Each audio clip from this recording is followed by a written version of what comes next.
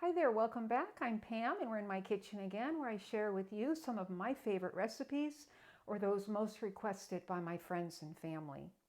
Today we're going to be making Scottish shortbread and the recipe comes from Tartine Bakery in San Francisco. Now if you've ever been, you know that you're probably going to wait in a long line and it may go out the door and around the building if you get there when their fresh bread is out of the oven. Well, I have been in the habit of buying shortbread when I go there, and a couple years ago, I was in a bookstore and I came across their cookbook, which I did not know they had, and there, right on the cover, was the shortbread that I go in and buy all the time. So I was really excited. I bought the cookbook and I made it, and it turned out exactly the way it does at Tartine, and I got rid of all the other shortbread recipes that I had clipped out of magazines because this one is superior. Now, it is melt in your mouth delicate. It does not have a crunch. It doesn't snap, or it's not tough. You know, some shortbread cookies are just a little bit on the hard side. This recipe is the best as far as I'm concerned. I hope you give it a try and let me know what you think. But anyway, let's get started. First thing, very important, your butter has to be super soft. Now, in the winter time, that's a little bit hard to accomplish because, for one, I don't keep my house very warm. I like a cooler temperature, and butter at room temperature is still too hard in the winter.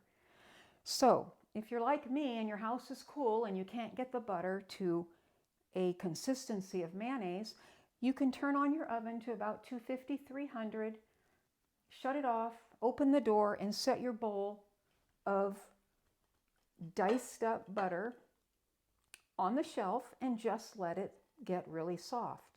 It will start to glisten and you might get a little bit of meltiness at the bottom. You don't want to melt the butter, even though the recipe does say that if you forget to soften your butter, you can melt it a little bit. But that always makes me nervous because when I think of recipes where you either melt butter or you use solid butter, and there's a totally different outcome. So I always try to not melt it, but just get it really soft. And as you can see, this is the consistency of mayonnaise. And we're going to put it in your bowl, and we're going to add our salt. I'm using table salt. To be honest, I don't usually, but the recipe just says salt. It doesn't specify kosher salt. And normally what I use in recipes is sea salt, but sea salt can be rather coarse. Even if you buy the fine grind, some of it's fine and some of it's kind of rocky, and it just wouldn't dissolve. Now this takes a little bit of time. It's important to dissolve the salt so we don't get salt crystals in our baked shortbread. So you're going to mix this 2 or 3 minutes. Just keep mixing. What I tend to do is mix, then I go over and I measure my ingredients and I sift, and then I come back and I mix some more. But you know, that takes some time, and since we're doing a video, we'll do it a little differently today. But anyway, you get your salt dissolved into your butter. And the way you can tell, and you can use a whisk or a spatula or a wooden spoon, it really doesn't matter. But just stick your finger in there and run some between your fingers. And if you still feel some really coarse granules, then keep mixing. Now, I will be honest with you. I don't always get it entirely dissolved, but I think that's okay. The product always turns out finished product always turns out really nice. So you just keep mixing and you test it. I can still feel a little bit of salt in there, so I'm going to keep on. Now, shortbread, I don't know if you know this, but it dates back to medieval Scotland. Apparently, Mary, Queen of Scots, was extremely fond of shortbread, which popularized it in the 1500s. Unfortunately, it was an extravagant luxury and common people couldn't afford it because it had butter in it and butter was expensive. So they had shortbread during the holidays or maybe a wedding, that kind of thing.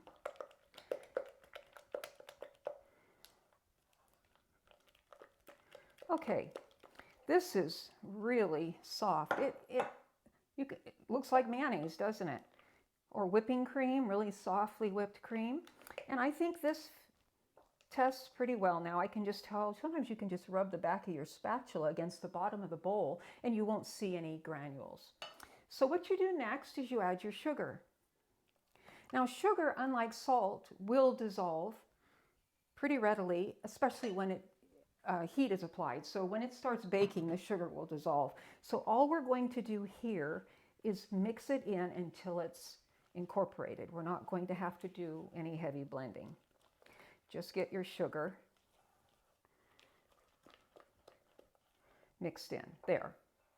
Okay, so I have a sifter and a bowl, and I've got some cornstarch, which I'm going to add to my sifter, and my flour.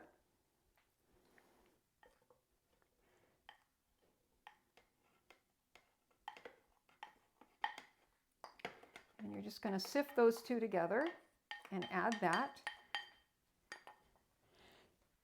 to the butter, salt, and sugar. And we're just going to mix it until it is incorporated. If you overwork it, you're going to have a tough dough, and you don't want your shortbread to be tough.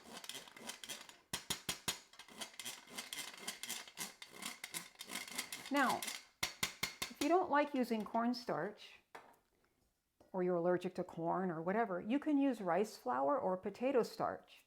I like the cornstarch myself. I like the texture of it. The other two might change the texture a little bit, but it'll still be pleasant. It'll be good. So any of those three are fine when making shortbread. So we're just going to mix this in to get a smooth dough.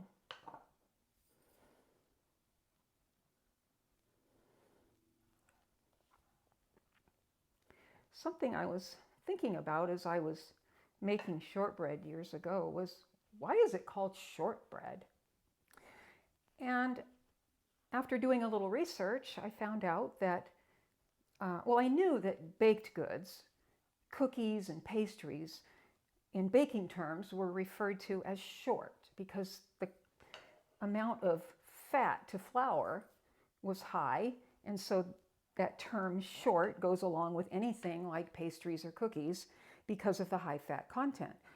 But what I didn't know was that in that short pastry, the gluten strands are actually short as well. The fat prevents gluten from elongating in rich pastries, whereas when we make bread, the gluten strands are long and strong because there isn't fat in bread, usually. And if there is, it's just a little bit.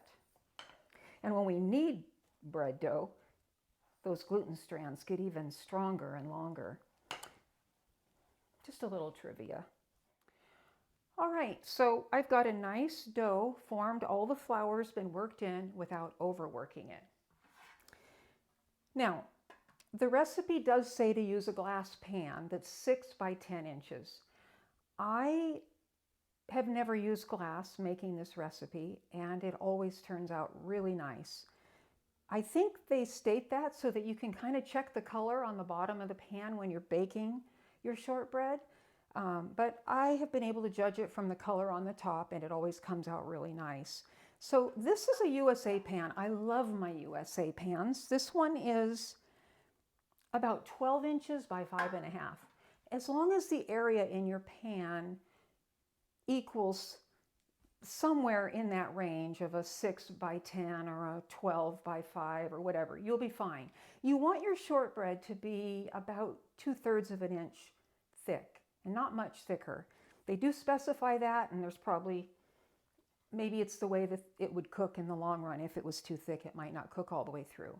Now, I would normally grease this with butter because this is shortbread and it's pure butter recipe, but to save time and not get too messy, I'm just going to spray it, which is fine if you want to use cooking spray.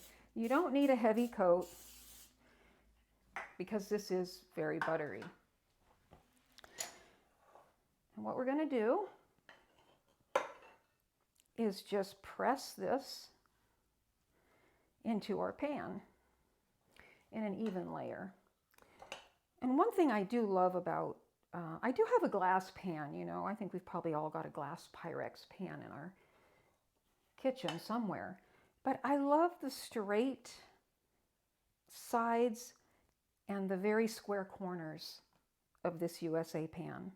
So when I cut my shortbread, everything's very uniform.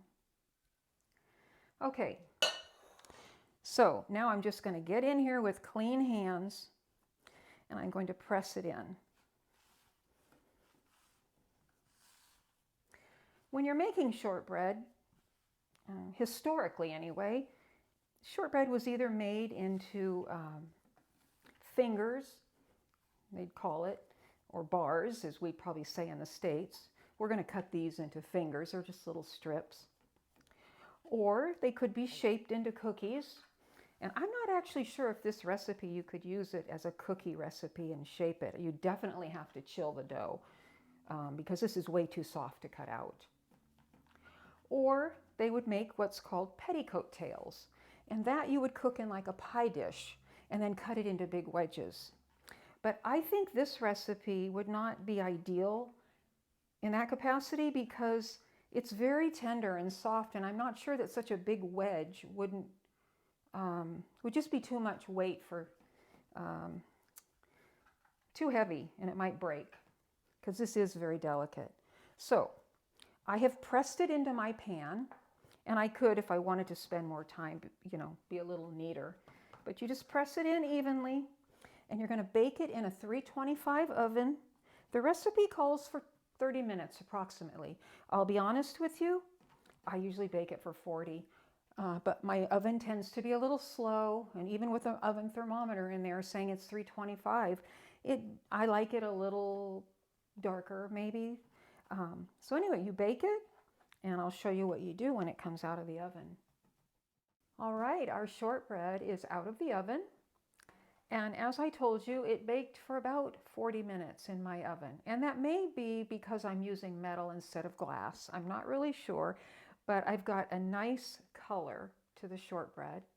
And I've let it cool for about 15 or 20 minutes. You want to be able to handle the pan, and the shortbread should be warm to the touch. So what we're going to do is we're going to take some ultrafine sugar. If you don't have it, you can use granulated, but the recipe calls for ultrafine. And we're going to just sprinkle it on top of the shortbread. Give it an even layer. And I did try to knock off some of the little sugar bumps in here. You can see there's some little spots that are kind of little rocks, you know, sugar. But anyway, just touch them with your finger. And then just shake the pan around, cover the top with the sugar, and then come over to the sink and carefully knock out as much as you can. You don't want to lose the shortbread. I find it's easier to let it gather in a corner down there than tipping it like this for fear that the whole thing will drop out. So if you get it in a corner, it just comes on out real easily. So there's our shortbread now with a coating of fine sugar.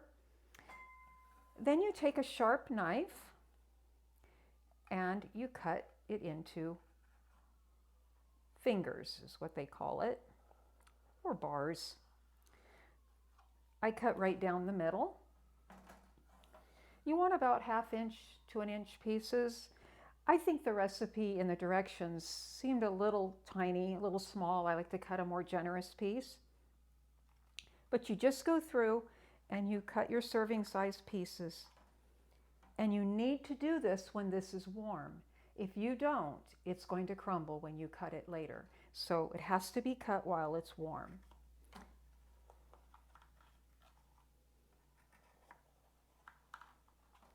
So I will finish cutting that in a few minutes.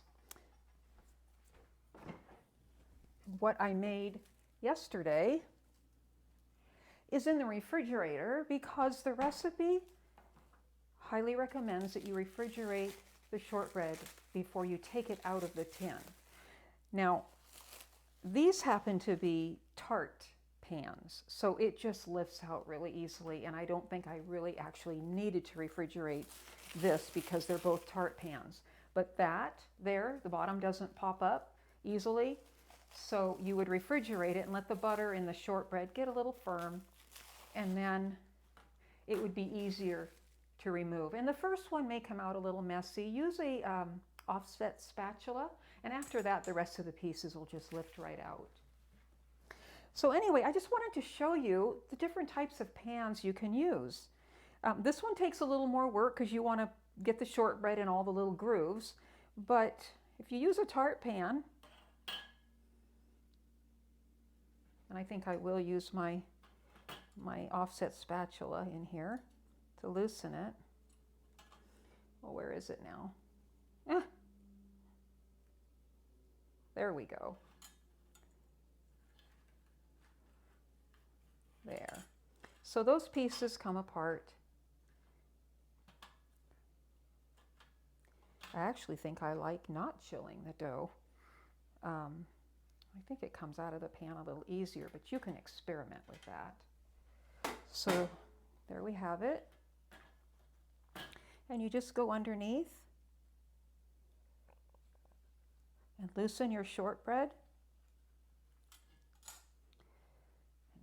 Just start stacking it on your serving plate. And there you have it. 5 simple ingredients for delicious Scottish shortbread. I appreciate you watching. If you're enjoying my videos, please give them a thumbs up and subscribe. And if you'd like to be notified, hit the bell. Hey, thank you. See you next time. Bye.